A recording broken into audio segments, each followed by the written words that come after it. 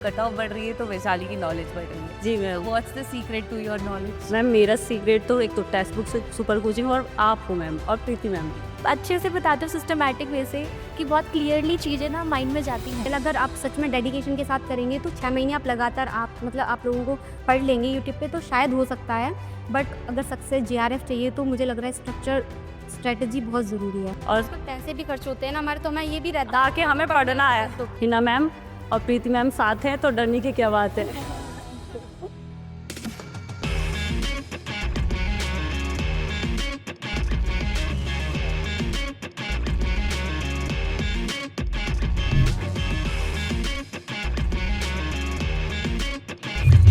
Hi everybody, welcome to Arohan ceremony, which is your day, the day for the toppers.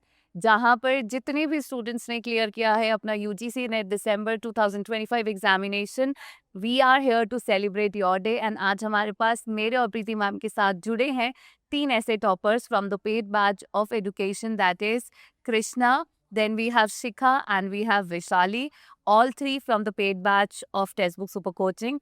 तो चलते हैं towards their success journey और जानते हैं ऐसी कौन सी स्ट्रैटेजी थी कि तीनों ने एक साथ एग्जाम क्लियर कर लिया। सबसे पहले हम शुरुआत करेंगे वैशाली आपसे। जैसे कि आपने 2 बार अटेम्प्ट दिए, दोनों बार नेट क्वालिफाई हुआ है। Even this is a big milestone की, वरना तो क्या होता, पढ़ना छोड़ दिया नहीं तो नॉलेज बढ़ती जा रही है, कट ऑफ बढ़ रही है तो वैशाली की नॉलेज बढ़ रही है। जी ma'am. What's the secret to your knowledge? Ma'am मेरा सीक्रेट तो एक तो टेक्स्ट बुक से सुपर कोचिंग और आप हो मैम और प्रीति मैम दोनों के वजह से ही नेट हो गया। इस बार वो 2 क्वेश्चन नहीं होते तो मैम इस बार JRF था, तो मैम आपके वजह से ही होता है। और सबसे बढ़िया ये इस पर हमारे बैच पर जो पढ़ाते हैं ना वो बहुत अच्छे से पढ़ाते हैं, एकदम लाइन टू लाइन हमें समझ में आता है। और यूट्यूब पे जो क्लास होती है दोनों मैम की, आपके निमोनिक्स मैम बहुत अच्छी हैं एकदम। और आज भी बता दूंगी, आप कुछ भी पूछेंगी। चाचा एग्जैक्टली। वैशाली जब आई थी तो वैशाली बहुत स्टूडियस बन के आई थी। आज वैशाली का मैम वो मस्ती में मैंने ये सोचा था लास्ट टाइम मैं आई सूट पहन के, मैंने कहा अब की बारी थोड़ा अच्छा सा मैंने ये साड़ी वैसे मैम JRF के लिए ली थी और इससे अच्छी लूंगी अब की बार। सर एक मोटिवेशन हमारा ये भी हो सकता है कि लाइफ में हम अपना एक गोल सेट करें कि जिस दिन मैं जाऊंगी फेलिसिटेशन सेरेमनी में मैं ये बन के जाऊंगी। सो this is another motivation what Vaishali हसीन। तभी मैंने कहा ये बड़ा स्पेशल सेशन होने वाला है। Ma'am over to you. थोड़ा सा पेपर 1 के ऊपर बात करते हैं। लाइक लॉट ऑफ स्टूडेंट का जो थॉट जाता है कि पेपर 1 के अंदर कोई बात नहीं, लास्ट मिनट में 1 मंथ में निपटा देंगे, ये तो एवे वाला पेपर है। तो वो एवे वाली जो स्ट्रैटेजी लेके जाते हैं क्या चलेगी? वैशाली से शुरू करते हैं। नहीं मैम, आपकी डेली यूट्यूब क्लासेस और टेक्स्ट बुक सुपर कोचिंग का पूरा बैच उससे ही होगा मैम। वैसे डेली में अगर हम डेली पढ़ना होगा, और मुझे तो लगता है मैम आपसे पढ़ के कोई रह ही नहीं सकता है कि ना हो। और निमोनिक्स से बहुत अच्छा लगता है, एकदम याद ही मैम आपका मैम बहुत है। कृष्णा। ओके। सो मैं ये बोलना चाहूँगी पेपर फर्स्ट के लिए मैम कि जो हमारे मेजर यूनिट्स हैं जैसे कि रिसर्च है और मैथ्स DICT, हाँ ये सारी जो यूनिट्स हैं उनको अच्छे से डेप्थ में ही पढ़ना पड़ेगा। और रही बात एजुकेशन हायर एजुकेशन की एंड एनवायरमेंटल साइंस की, तो उसका ये रहता है कि वो बहुत वाइड है बट पढ़ना उसे भी पड़ेगा। आप किसी भी यूनिट को स्किप नहीं कर सकते हो। और हाँ, अगर आपका मैथ वीक है एज मेरे जैसा तो आपको उस पर भी थोड़ा सा फोकस करना पड़ेगा। और हाँ, एक जो कॉम्प्रिहेंशन होता है ना हमारा यूनिट, वो हमारा एकदम से ऐसा होता है कि मतलब फ्री के नंबर होते हैं हमारे, तो उनको हमें मतलब ऐसे छोड़ के नहीं जाना है। थोड़ा बहुत जैसे आप बताते हो जिस तरीके से, और मैम ने तो बहुत ही अच्छी उसकी वो बता रखी है कि आपको कैसे अटेम्प्ट करना है विदाउट रीडिंग। सो मतलब मुझे लगता है कि अगर वैसे करेंगे तो वो 5 क्वेश्चन आपके कहीं पे भी नहीं गए हैं, तो आप किसी भी यूनिट को हल्के में नहीं ले सकते हैं पेपर फर्स्ट की। So this is over to you बेटे। Yes ma'am. मैम वैसे हम सोचते हैं कि हमारा जो पेपर 2 है वो स्ट्रांग होना चाहिए, बिल्कुल। बट पेपर 1 इज मतलब क्रूशियल एक्चुअली। तो उसमें क्या होता है ना, काफ़ी कुछ यूनिट्स हैं जो मैथमेटिकल हैं, तो अगर उसमें मतलब हम लेके चलते हैं कि मैथ्स एक फियर है, बट मैथ्स को प्रैक्टिस करना इज एक्चुअली में math is not fear, math मांगकर प्रैक्टिस। अगर आप जो प्रैक्टिस हमारा करना है तो मेरे हिसाब से वो सबसे ज़्यादा स्कोरिंग रहता है। हाँ, क्योंकि बच्चा अक्सर 10 यूनिट्स में ये देखता है टीचिंग एप्टीट्यूड हम कर लेंगे, बट वो इस रियलिटी को एक्सेप्ट नहीं करता कि टीचिंग एप्टीट्यूड में कोई भी क्वेश्चन फ्रेम कर सकता है। वो हाइपोथेटिकल बन सकता है, उसमें हम लोग वोकैबुलरी बेस्ड कम्युनिकेशन में डाल सकता है, आप सही गलत अंदाजा लगा ही नहीं सकते, बट मैथ्स अगर आता है तो आता है, यस लॉजिक्स अगर आपकी क्लियर है, लॉजिकल रीजनिंग में आप बना सकते हो। यस सो वो सबसे बड़ा जो फियर फैक्टर निकालना है, लाइक आरसी है, 5 क्वेश्चंस आपके बनेंगे ही बनेंगे, तो वो सिर्फ प्रैक्टिस मांगता है। एंड ऑलवेज मैं हर सेशन में यही बोलती हूँ कि यूनिट वो उठाओ सिलेबस जिसमें कम है और सिर्फ आपसे एफर्ट थोड़े से प्रैक्टिस के अकॉर्डिंग मांगता है। सो मेरे लास्ट मिनट सीरीज जो निकलते 10 मिनट की, तो आप तीनों बताइए 1 बाय 1 कि कितना हेल्प किया इन 12 आवर मैराथन।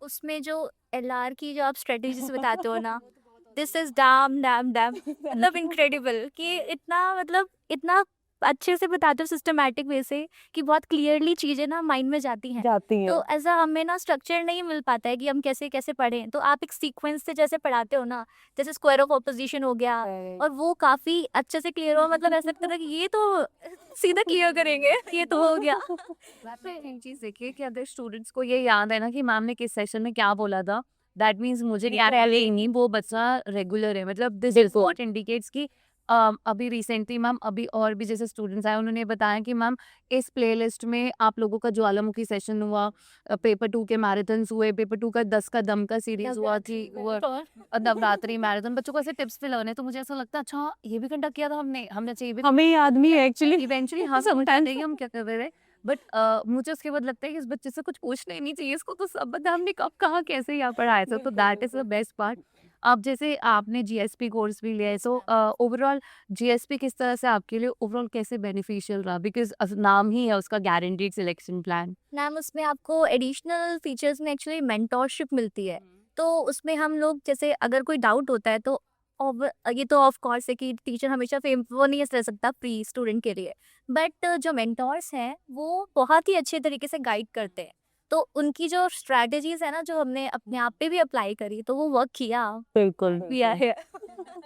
बिल्कुल। तो यस यस क्वेश्चंस वर्सेस अगर हम थ्योरी की बात करें तो पेपर नंबर 1-2 में कुछ यूनिट्स जो आप शेयर करना चाहोगे, किस वन इम्पोर्टेंस एंड वन के बता दो, ये 2 के बता देंगे जैसे मैम 1 के तो एलआर और डीआई और हायर एजुकेशन ईवीएस वाला, ये सब मैम ज़्यादा ही है, और सबसे ज़्यादा तो एलआर, और मैम से पढ़ लिया एलआर तो सारा सब याद है। और आईसीटी तो ज़्यादातर मैम सारी यूनिट इम्पोर्टेंट है, ऐसा कुछ नहीं है कि हम छोड़ सके किसी को भी, सभी करना पड़ेगा।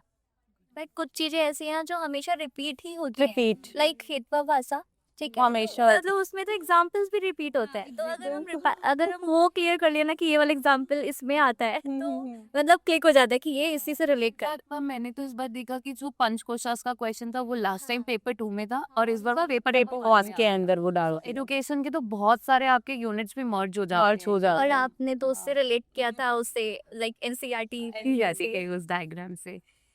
सो पेपर 1 पेपर 2 की टाइमिंग्स को आप कैसे मैनेज करते थे, मतलब बिल्कुल बिल्कुल पढ़ाई पढ़ाई टाइम टेबल आप टाइम टेबल। मेरा ये रहता है मन कि मैंने यूनिट वाइज कवर किया है सारा कुछ, जैसे कि मैंने लाइव क्लासेस में अटेंड नहीं कर पाती हूँ क्योंकि मुझे ऐसे लगता है कि मैं बाद में अच्छे से पढ़ पाती हूँ, ओके ओके। तो मतलब मैं हमेशा रिकॉर्डेड ही देखती हूँ, तो पहले मैंने यूनिट वाइज किया है। तो पहले शॉर्ट नोट्स मैंने नोट्स भी निकलवा लिए हैं अपने, लेकिन फिर भी उसमें जो इंपॉर्टेंट टॉपिक्स हैं या निमोनिक्स हैं उनको लिखती हूँ। और हाँ, डेली पेपर फर्स्ट का डेली मॉक टेस्ट लगाती हूँ, ये मेरी पेपर फर्स्ट की स्ट्रेटजी है। और पेपर सेकंड की मैम ये है कि जो मेरी सबसे फेवरेट यूनिट्स होती हैं उनको सबसे पहले रखती हूँ मैं, क्योंकि उनसे मुझे मोटिवेशन सा मिल जाता है पढ़ने के लिए। और हाँ, मॉक टेस्ट भी लगाती हूँ, बट उतने मॉक टेस्ट होते नहीं हैं उसके, तो मैं उसका ऐसे वीक में एक लगा लिया, ऐसे ऐसे लगाती हूँ।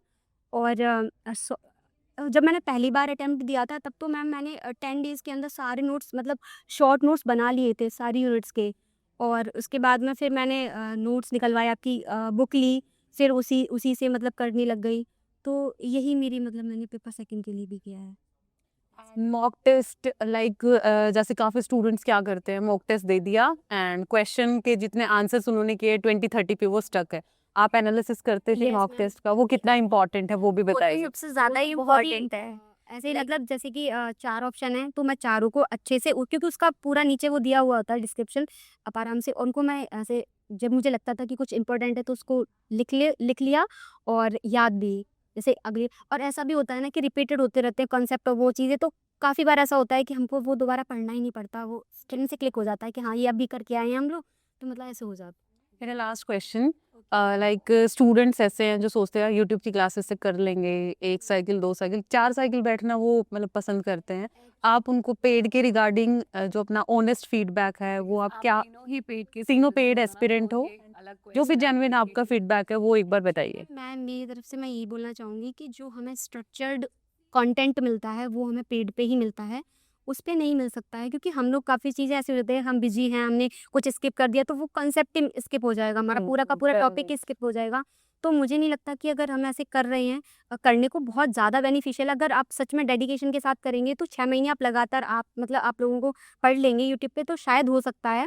बट अगर सक्सेस जेआरएफ चाहिए तो मुझे लग रहा है स्ट्रक्चर स्ट्रेटजी बहुत ज़रूरी है। जीएसपी स्टूडेंट, मैम मैं ये कहना चाहूँगी कि जैसे हम लोग सोचते हैं ना कि हम कर लेंगे यूट्यूब से, तो यूट्यूब पे शॉर्ट्स एंड ऑल मतलब डिस्ट्रैक्शंस काफ़ी है, तो अगर आपको डिस्ट्रैक्शन से बचना है तो then you need to come to like app, Vishali, काफ़ी इफेक्टिव है। मैम यूट्यूब पे तो आपका थोड़ा थोड़ा ही पढ़ाएंगे आप सब कुछ नहीं पढ़ा सकते, लेकिन आप इसमें हम पेड बैच लेते हैं तो हम लाइन से सब कुछ पढ़ते हैं, कंटिन्यूसली पढ़ते हैं सारा, तो पता चल जाता है। और और उस पे पैसे भी खर्च होते हैं ना हमारे, तो हमें ये भी रहता दा कि हमें पढ़ना है। तो के उसको एज अ मोटिवेशन। रिस्पॉन्सिबिलिटी बन जाती है कि अब तो देखना ही है, हमने खुद के खर्च करे। उससे पता रहता है। जीएसपी का आपको बेस्ट फीचर क्या लगा है, मतलब ये है तो मतलब गारंटी है। मैम उसमें ना काफ़ी ज़्यादा आपको सपोर्ट मिलता है एक्चुअली, तो जबरदस्ती ले जाया जाता है हाँ, जेआरएफ। मतलब आपको क्या मिलता है, मैसेज भी मिलता है आपको ईमेल पे कि आपने कितना कितना कर लिया है कवर, तो उसमें दिखता है ना कि जब 0% आ गया, इस वीक में कुछ नहीं किया मतलब अब तो करना है। वो फिर आपको शर्मिंदा करते हैं कि नेक्स्ट टाइम थोड़ा इंसल्टेड वे में एक मोटिवेशन है। So have to cover all this and mentorship regular आपको यस वो भी हेल्प करता है कि आप अपने मेंटोर से अपनी डाउट्स वगैरह भी रिजॉल्व कर सकते हो। बुक्स हो गया, everything is there in that GST bag. तो one special message for the future learners, all three of you. Okay, मेरी तरफ अगर टीचर्स हैं तो आप ऑफ कोर्स कर ही लोगे एंड अभी हमें फिर से देना है क्योंकि जीएस अभी जेआरएफ नहीं हो पाया, तो नो प्रॉब्लम। और मैम मैं एक लाइन बोलूँ, हिना मैम और प्रीति मैम साथ हैं तो डरने की क्या बात है। तो हाँ मतलब मैं ये बोलूँगी कि अगर पेड बैच मेरे हिसाब में बहुत ज़रूरी है। जब हमें जेआरएफ चाहिए तो मुझे नहीं लगता कि थोड़ा-सा मिनिमम अमाउंट दे कर के हम रिस्क नहीं लेना चाहिए, तो पेड बैच मैंडेटरी बोलूँगी। लेकिन फिर भी अगर किसी इश्यू से नहीं ले रहे तो एटलीस्ट नीड्स की भरपाई करें। कम टाइम जैसे YouTube You are going to benefit at the end. So, waiting to see all three of you in the beautiful saris in June 2026. तो अभी सब अपना एक मोटिवेशन ले लो। Next solicitation में with Sally. Like that I am going to crack JRF. God bless you all. Thank you so much for joining. And all the learners, please make sure you do drop a best wishes messages for your friends and good luck.